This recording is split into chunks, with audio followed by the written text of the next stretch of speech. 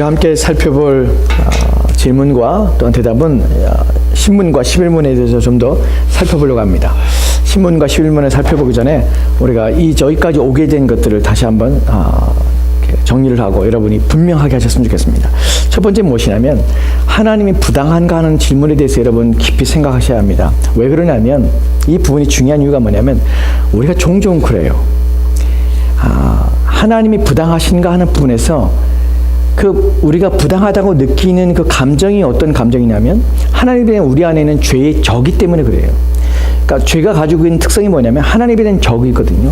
그 다음에 하나님에 대한 반감이에요. 반대하는 감정을 일으키는 것이 죄가 가지고 있는 특성이에요.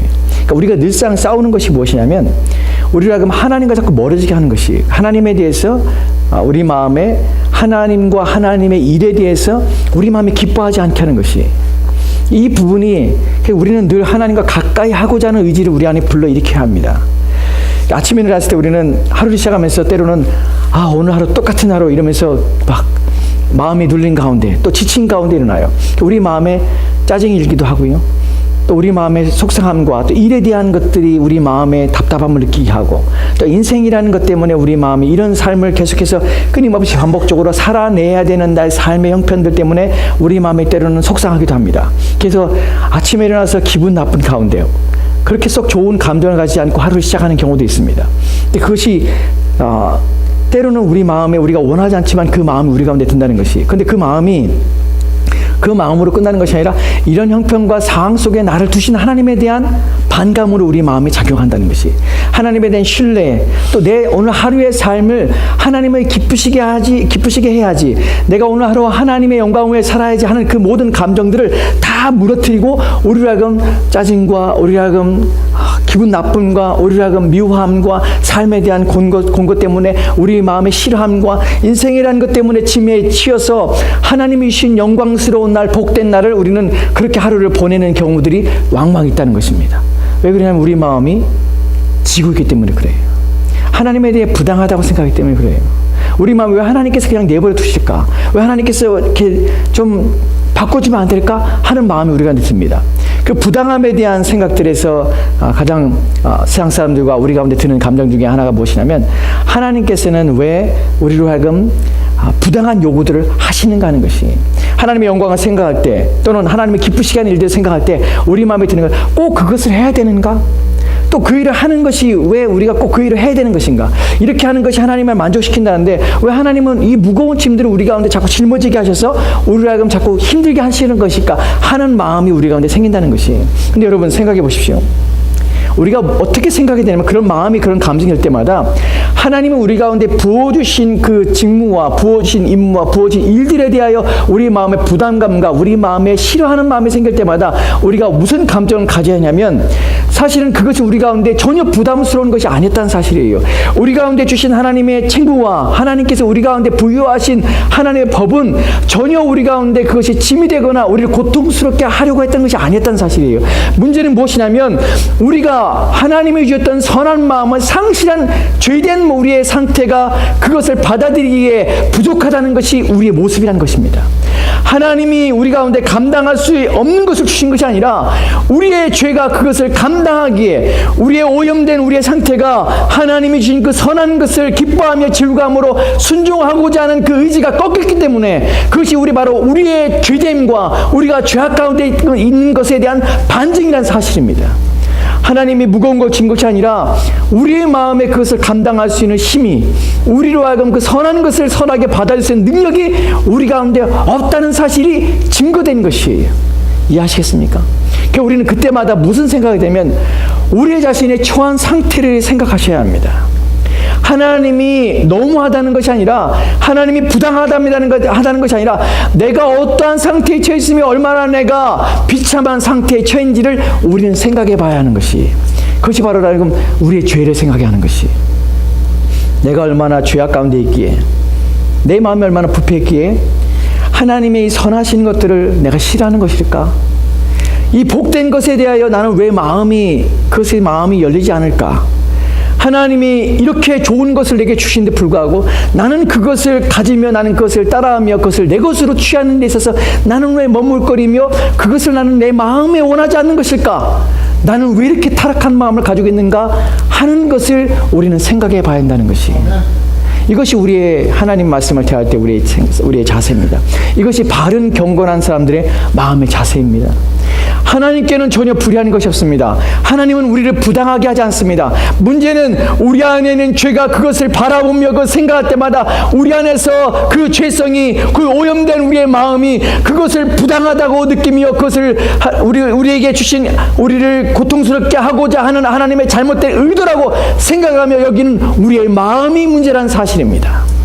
여러분, 그렇게 우리가 하나님에 대해서 우리가 선한 마음과 생각을 가지고 우리 오염되지 않았을 때 우리가 그것을 얼마나 기쁘게 받았을까? 만약 죄가 없다면 나는 그것을 얼마나 즐거워하며 그 일을 행했을까?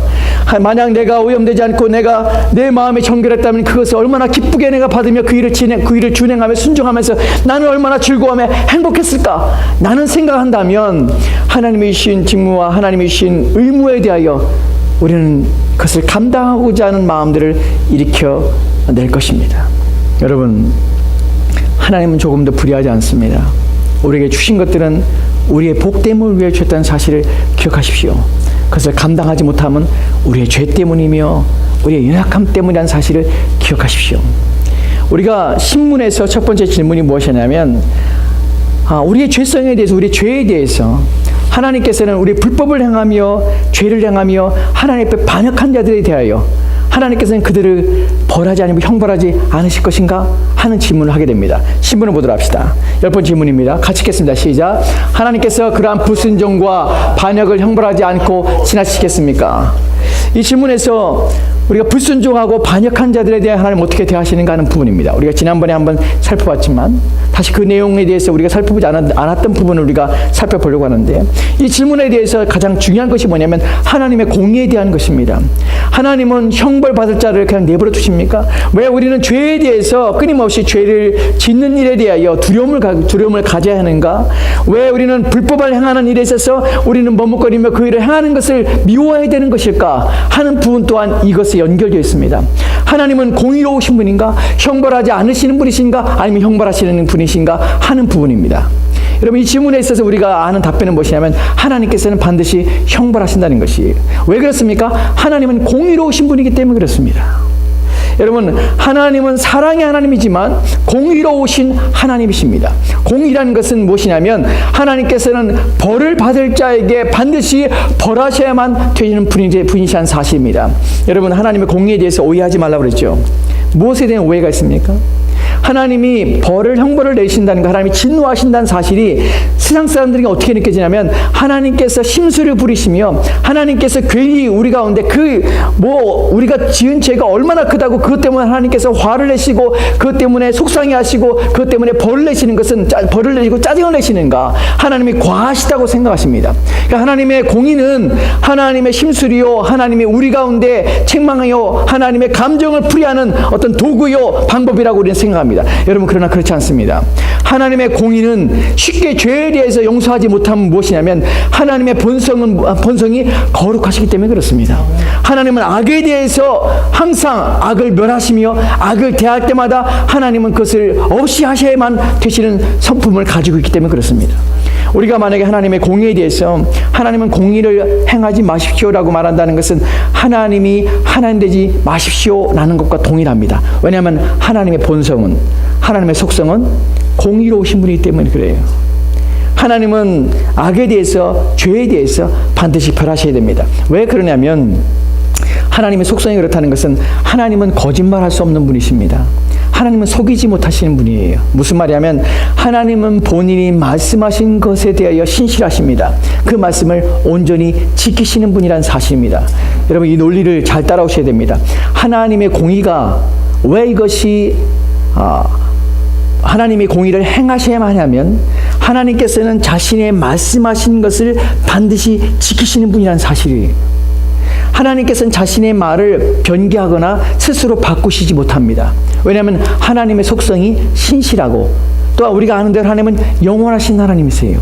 여러분, 영존이라는 하나님의 성품의 속성이, 영원하시다는 속성이 영원히 존재하시다는 의미도 있지만 또 하나 무엇이냐면 그분은 영원히 변함없이 동일하신 분이라는 사실입니다. 즉 그 말에 있어서나 그가 그 행하심에 있어서 하나님의 본성과 속성에 위배되는 일을 행할 수 없다는 것이에요. 하나님께서 이렇게 하신다고 말씀하셨으면 반드시 그 말씀대로 행하시며 이루셔야 하시는 분이라는 사실입니다. 왜냐하면 그래야 하나님은 하나님이시기 때문에 그래요. 하나님이 만약에 이랬다 저랬다 한다면 우리는 그 하나님 믿을 수 없습니다. 자꾸 바뀐다면 그분의 말을 어떻게 우리가 신뢰할 수 있습니까? 근데 하나님은 변함이 없으시며 영원하신 분이시며 또한 시간치 않으시기 때문에 말씀하신 것을 반드시 지켜내시는 분이십니다. 여기서 무엇이 나오냐면 공의가 나오시는 것이에요. 왜냐하면 그분께서는 죄를 행하며 악을 행한 자에게는 반드시 죽으리라고 말씀하셨기 때문에 반드시 죄를 범한 자는 반드시 죽어야 하는 것입니다. 왜냐하면 그 말씀을 바꿀 수 없기 때문에 그래요.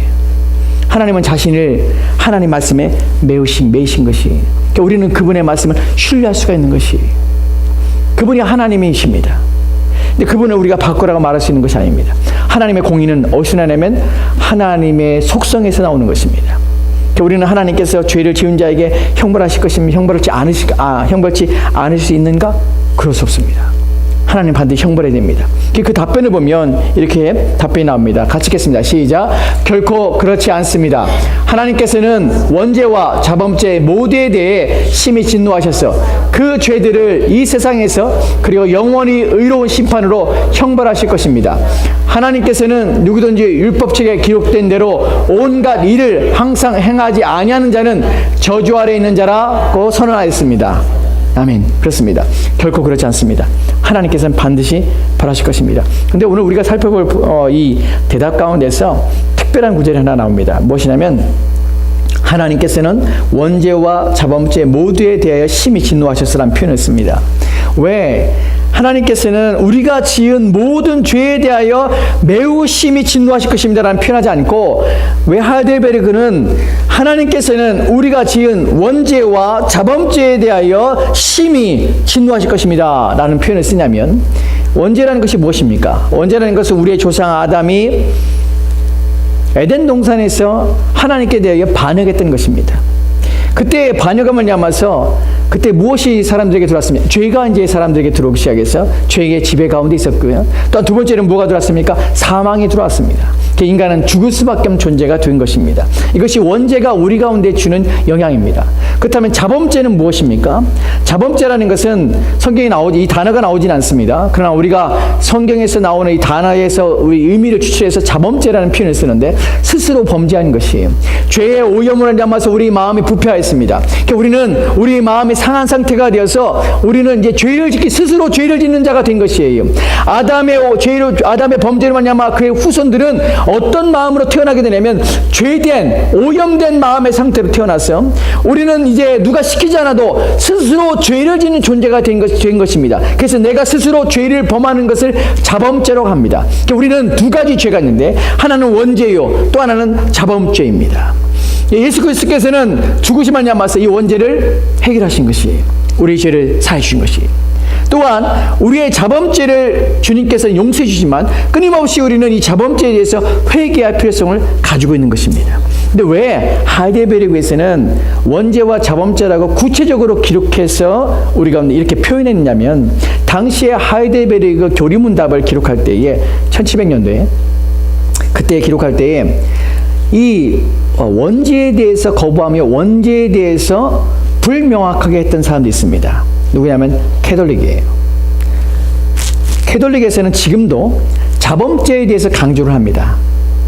자범죄에서는 어떻게 강조하냐면 우리는 죄를 짓는 모든 죄에 대해서 하나님께서 형벌하신다. 그래서 죄를 짓지 않도록 애를 쓴다고 그래요.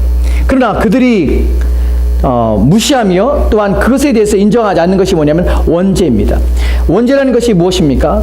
아담을 말미암아서 우리가 아담의 범죄를 말미암아서 모든 인간은 오염된 상태로 태어나서 완전한 오염 가운데 있다는 것이에요. 이 오염이 얼마나 극심하냐면 영혼이 죽은 상태라고 성경은 표현하고 있다는 것이에요. 여러분, 영혼이 죽어 있다는 것은 영혼이 기능하지 못한다는 말이에요. 영혼이 죽어 있다는 것이 기능하지 못한다는 말이 무엇이냐면 그 사람이 인간으로서 삶을 살지 못한다는 말이 아니라 하나님을 찾지도 않고 구하지도 않고 만나지도 않고 하나님을 의지하지 않을 뿐만 아니라 하나님을 인정하지도 못하는 상태에 빠졌다는 것입니다. 즉 하나님께 대하여 죽은 상태에 있는 것이 영혼의 죽은 상태입니다. 누가 주인입니까? 자기 자신이 주인 되어서 살아가는 상태가 바로 영혼이 죽은 상태예요. 성경은 우리 가운데 스스로 하나님을 찾는 자도 없고 구하는 자도 없을 뿐만 아니라 스스로 하나님께 나오는 자도 없다고 합니다. 왜냐하면 영혼이 죽은 상태이기 때문에 그렇습니다. 에베소 2장 1절 말씀에는 이렇게 기록되어 있습니다. 에베소 2장 1절 말씀 같이 읽겠습니다. 시작. 그는 허물과 죄로 죽었던 너희를 살리셨도다. 아멘. 여기서 그는 누구냐면 예수 그리스도십니다. 예수 그리스도는 어떻게 우리를 살리셨냐면, 어떤 상태에 있는 우리를 살리셨냐면 허물과 죄로 죽었던 우리를 살리셨습니다. 여러분, 여기서 허물과 죄로 죽었다는 표현을 씁니다. 여러분, 우리는 살아있습니다. 에베소 교인들은 살아있었습니다. 육체는 살아있지만 무엇으로 죽었냐면 허물과 죄로 말미암아 그들의 영혼은 죽은 상태가 되었다는 것이에요. 그런데 그 상태에서 그리스도 예수께서 그들의 영혼을 살리신 것이에요.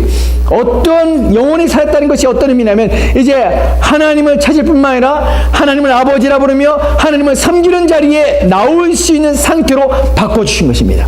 이것이 바로 영혼이 살아난 상태가 된 것이. 즉 성경에서는, 성경이 말하는 것은 우리는 죽은 상태예요. 예수 그리스도를 만나지 않은 모든 사람은 죽어있는 상태입니다. 그들이 비록 육체적으로 움직이고 말을 하며 그들이 자기가 원하는 대로 행실을 행하지만 그들은 사실 죽어있는 상태입니다. 왜냐하면 그들은 하나님을 찾지도 않을 뿐만 아니라 하나님을 구하지도 못하기 때문에 그렇습니다. 그런데 캐톨릭에서는 뭐라고 말하냐면, 영혼은 죽은 상태가 아니라 영혼은 심한 병에 걸려있다, 약한 상태에 있다고만 표현하고 있어요. 그들은 영혼이 무능하거나 영혼이 하나님을 찾지 못하는 상태가 아니라 조금만 도움이 있다면 스스로 선하며 스스로 의로워질 수 있는 능력이 인간 안에 아직도 잔존하고 있다고 말하고 있습니다. 그래서 하나님의 형상을 완전히 잃어버린 것이 아니라 하나님의 형상이 조금 병에 걸리고 또한 조금 문제가 있지만, 그러나 여전히 그 속사람에게는 선한 의지가 있고 하나님을 찾을 수 있는 능력이기 때문에 조금만 그들에게 말씀을 주고 조금만 저들에게 격려하면 이들 스스로 거룩해지며 의롭게 될 수 있다고 말하고 있는 것입니다. 이것이 뭐가 문제냐면, 캐톨릭이 왜 사회봉사를 강조할 수밖에 없냐면, 그들은 그런 선한 의지를 인간 스스로 가져서 그 선한 의지를 가지고 자신들이 선을 행하며 착한 일을 함으로 말미암아서 그들은 그들의 행위를 말미암아 스스로 의로워질 수 있다고 믿습니다. 여러분, 캐톨릭에는 구원이 없습니다. 왜 구원이 없냐면 그들은 자기 스스로 구원 얻을 수 있다고 믿기 때문에 그래요. 예수 그리스도를 믿습니다. 그러나 예수 그리스도를 온전히 의지하지 않습니다. 그들은 여전히 자기의 선함으로 말미암아 선을 행해서 그 선을 말미암아 그 공덕에 의해서 천국에 간다고 믿습니다. 여러분, 왜 캐톨릭에서 왜 성자라는 사람들을 믿는지 아십니까? 왜 그들을 추앙할까요? 그들을 믿고 그들에게 기도를 합니다. 왜냐하면 그들이 가지고 있는 선이, 공덕이, 쌓은 공덕이, 착한 일에 쌓은 공덕이 내가 기도를 하면서 그들의 선한 공덕이 내게로 주어질 수 있다고 생각하는 것이. 그들은 성자에게 기도하는 것이에요. 그리고 공덕을 받는 것이에요. 그들은 죽은 사람을 위해 기도합니다. 그 선을 쌓습니다. 그럼 그들이 연옥에서 천국으로 갈 수 있다고 믿습니다. 이것은 비성경적인 것입니다. 하이데베르그가 왜 원죄와 자범죄를 강조하냐면 절대로 그런 일이 없기 때문에 그렇습니다. 여러분, 인간 스스로가 선을 행할 수 없습니다. 오직 하나님께서 주신 은혜가 아니면 우리 스스로 하나님을 찾지도 못할 뿐만 아니라 구원을 받아도 우리 안에서는 누가 역사해야 되냐면 성령이 우리 가운데 역사하지 않으면 우리 가운데 선을 행할 수 있는 능력이 우리 가운데 없다고 성경은 말합니다. 우리는 하나님 앞에 무능한 자입니다. 오직 예수 그리스도만을 통하여서 우리는 하나님 앞에 거룩해지며 순결해질 수 있는 것입니다.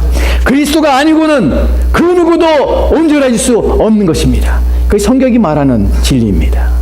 우리는 구원 얻었어도 여전히 그리스도가 필요합니다. 왜냐하면 우리는 그리스도의 은혜와 긍휼과 자비하심과 그분의 도우심을 통하여서만 우리는 하나님 앞에 나갈 수가 있기 때문에 그렇습니다. 우리는 여전히 예수 그리스도를 의지합니다. 이것이 캐톨릭과 또한 기독교의 다른 점입니다. 그런데 오늘날 이런 사실들에 대해 인식하지 못하기 때문에 기독교 안에서도 선을 행하며 그리스도를 전혀 의지하지 않고 자신의 착함과 의로움으로 구원을 받을 수 있다고 착각하는 것이 전혀 그렇지 않습니다. 또 한 구절을 보도록 합시다. 인간이 얼마나 무능한지. 로마서 3장 10절과 12절 말씀입니다. 10절에 12절 말씀 보도록 합시다. 같이 읽겠습니다. 시작. 기록된 바 의인은 없나니 하나도 없으며 깨닫는 자도 없고 하나님을 찾는 자도 없고 다 치우쳐 함께 무익하게 되고 선을 행하는 자는 없나니 하나도 없도다. 아멘. 아멘. 여러분, 이 구절을 거짓말로 받으면 안 됩니다. 성경은 말합니다. 기록된 바 의인은 없습니다. 어떻게 없다고요? 하나도 없습니다. 하나도 없습니다. 깨닫는 자도 없고요. 하나님을 찾는 자도 없습니다. 이것은 스스로 하나님을 깨달아서 하나님께 나오는 자는 절대로 있을 수 없다는 사실입니다. 또한 다 치우쳤습니다. 무익하게 되었습니다. 인간은 무익하게 되었습니다. 아무런 유익이 없는 것이 하나님께 아무런 유익을 끼치지 못하는 상태가 인간의 비참한 현재의 상태입니다. 오직 그리스도 예수를 통하여서만 우리는 하나님께 유익한 존재가 되는 것이에요. 오직 예수 그리스도를 의지할 때만 그때만 우리는 하나님께 영광을 돌릴 수가 있는 것이에요. 우리의 모든 봉사와 섬김과 또한 하나님을 향한 모든 수고는 오직 그리스도 예수를 의지하며 그분을 통하여서만 하나님께 드릴 수 있다는 사실을 기억하십시오. 이것이 우리의 상태입니다. 마지막 구절에 오면은 선을 행하는 자도 없다니 하나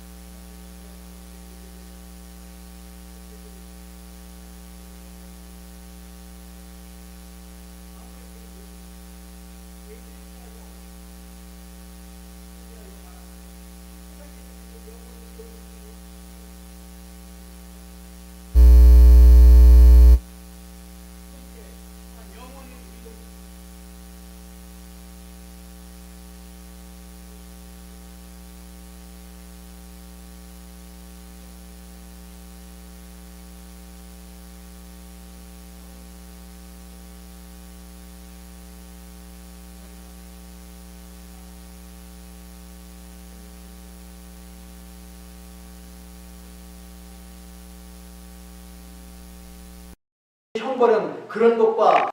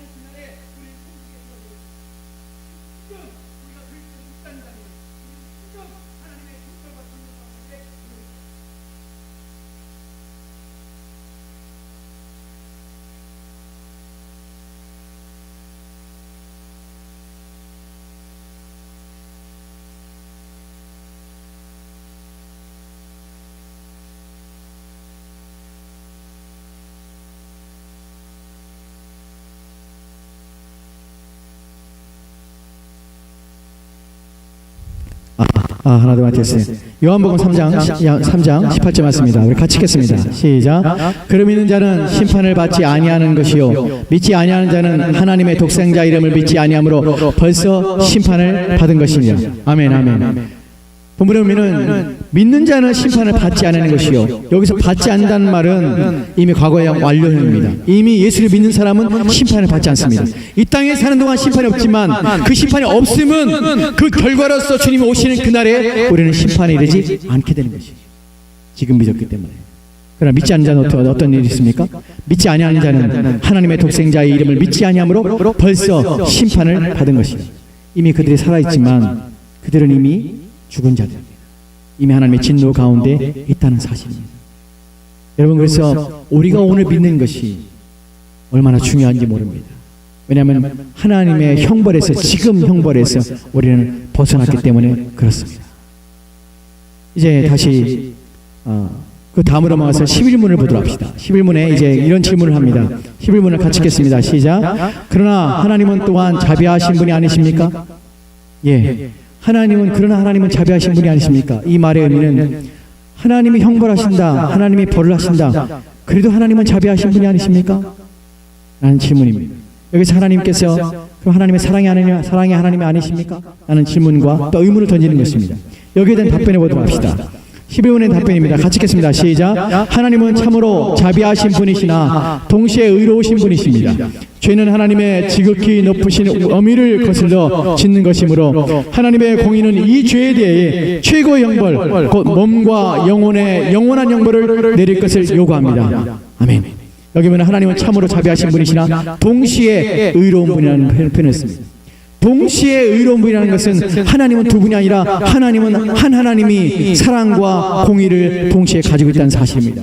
우리가 기억할 것이 하나님의 사랑에 매달리면 안 된다는 것이, 물론 하나님의 사랑이 깊이 묵상하는 것이 정말 중요합니다. 왜냐하면 받을 수 없는 사랑을 받았기 때문에 너무나 감사한 것이에요. 그러나 우리가 하나님의 사랑만 묵상하면 하나님은 모든 것을 용서하실 거야 라는 생각으로 우리의 마음이 해이해지고 우리의 신앙이 해이해져서 우리가 범죄하게 합니다. 그러나 우리가 또다시 하나님 앞에 바르게 묵상해야 될 것이 무엇이냐면 하나님은 동시에 공의로우신 하나님이시며 형벌을 내리시는 하나님이라는 사실을 기억해야 한다는 것이, 우리가 하나님께 대하여 하나님은 한쪽의 하나님이 아니십니다. 하나님께서는 어느 한편의 하나님이 아니라 사랑과 공의를 동시에 행하시는 하나님의 사실을 기억해야 됩니다.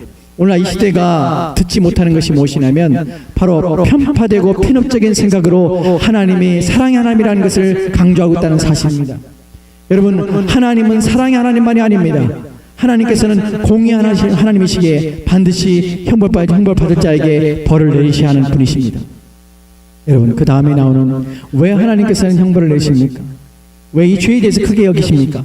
왜냐하면 하나님의 지극히 높으신 어미를 거슬러 짓는 것이므로 하나님의 공의는 이 죄에 대하여 최고의 형벌을 내리시는 것입니다.